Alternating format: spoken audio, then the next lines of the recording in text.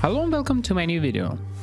Today it will be more technical video about how I fix the light leaks and how the color enlarger head works. For a long period of time I have a problem with the light leaks. So let's open it up, starting with the diffuser plate. And what is quite interesting, this is not just diffuser plate, it's a little bit domed and it's kind of a lens. I think it helps with the light distribution from the center to the edges.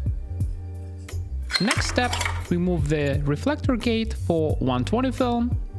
This is just metal piece with a polished side inside.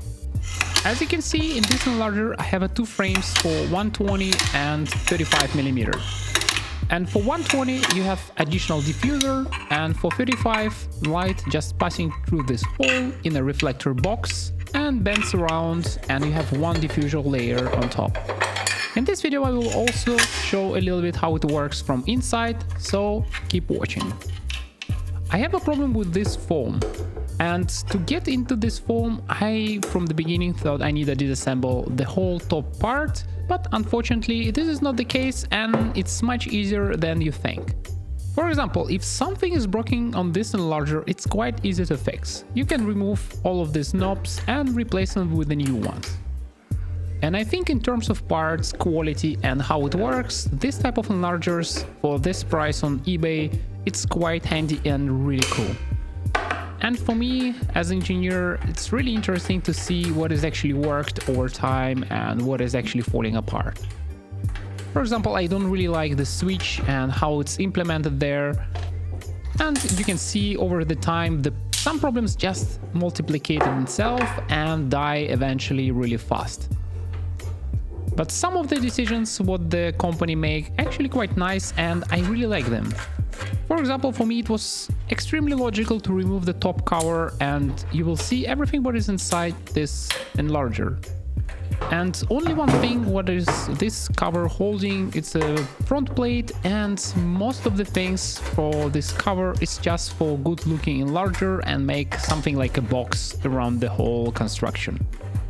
But in general, the whole construction of the enlarger, it's full metal, you have a few plastic parts, and what I really like about this, you have metallic parts where they should be, and you have a plastic parts where the plastic is more logical to use as material. For example, these wheels, they kind of a semi-transparent plastic and color plastic, so you can see the illumination behind the wheels. But at the same time, the whole enlarger made from the cast aluminum as far as I understand, so it's really good, really handy, and as you can see, over 30 years this is stand strong without any problems and without any deviation. So this is really good material and the logic behind it is really cool.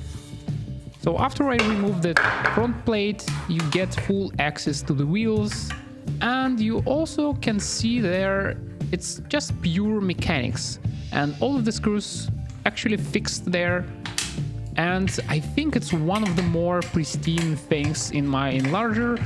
Nevertheless, I, as I remember, have some rust inside, so it was stored probably in the basement. But this set of wheels looks good, so I continue with the disassembly of the lower part of the diffusion box. And actually it was quite easy to remove the bottom part, which I actually need to fix because it was holding by the two screws on the bottom. And what I will replace today is this foam pad, which is blocking the light in gap between the switch, which is turning on from 120 to 35. And I think the best way to solve this problem from the beginning, I think you can avoid the whole problem with this foam altogether. But probably, as you know, the foam is one of the materials of choice from cameras in 80s, enlarger from 80s, and so on. And after heat exposure and UV exposure, the foam completely disintegrates inside, and usually you need to replace it. And my strategy will be to replace both sides and put one in the slot behind and one on the plate on top. Unfortunately, I'm using this packaging foam, and this is not really common product anymore, and in stock I have only white one, but I think it will work the same. So I apply small dots of Gorilla Glue on both sides and just stick it inside the gap, and from there I just wait few minutes until it's solidify and I have no problems with the adhesion, and I can move back and forward my slot gauge. It just should press a little bit against this lever, so it will create the nice seal from the one side, and the bottom plate will create the seal against the top side of the lever. I think from the factory it was used double-sided tape, but in my case I will use this polymeric glue, and it will survive a long period of time, and if you want to remove it you can scrape it off easily and reapply the foam again. It's also a really good idea to lubricate everything inside, to just apply the grease on top of the moving parts, and it will probably increase the longevity of the whole mechanism for next 50 years. I think if you do something like this once in a lifetime, it will be good for next 20-25 years without maintenance.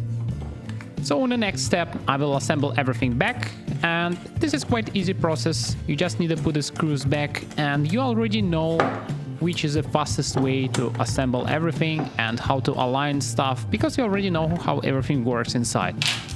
I still have in mind few upgrades for this Enlarger to make it more suitable for modern times, but I'm not sure if I need to do them, because it works perfectly fine with the retro vibe and I have zero problems with the Enlarger itself. Yes, you need a halogen bulb, but I think it's quite nice and works still really well. Not sure if it's worth updates, because it has a lot of parts which is directly connected to the whole mechanism, and you have this beautiful mechanical part inside.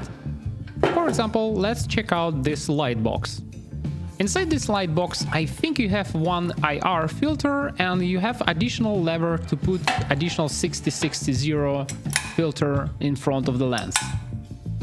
And probably it's not really best idea to put this filter initially inside the Enlarger, because you have a set of the filters up front, and the mechanical part is actually moving these filters up and down in the optical path of the Enlarger. As you can probably see, the mechanism there is quite cool. And this is quite interesting, and now I probably understand why my scanning setup with the filters with this Enlarger doesn't really fully work. Because as you can see, it's not fully blocking the light. So you have anyway the clear light not filtered passing through the Enlarger. So it's basically just cutting portion of the light. It's not cutting or filtering the full light. So you just partially decrease intensity of the wavelength. And the lever is quite smart, and it moves with these plastic wheels, and as you can see there you have eccentric, and this whole mechanism just push the filters up and down, and this is quite precise and really cool engineering behind it. As you can probably understand, in the modern world, everything what you see in this box, it's completely obsolete, and you can control the RGB light separately with the LEDs and have much more power, colder running light.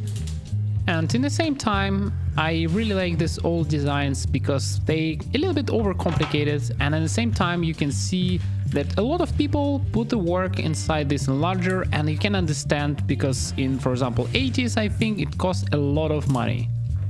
But I think you still have too many parts in this Enlarger, and they a little bit too unique and you cannot really replace them.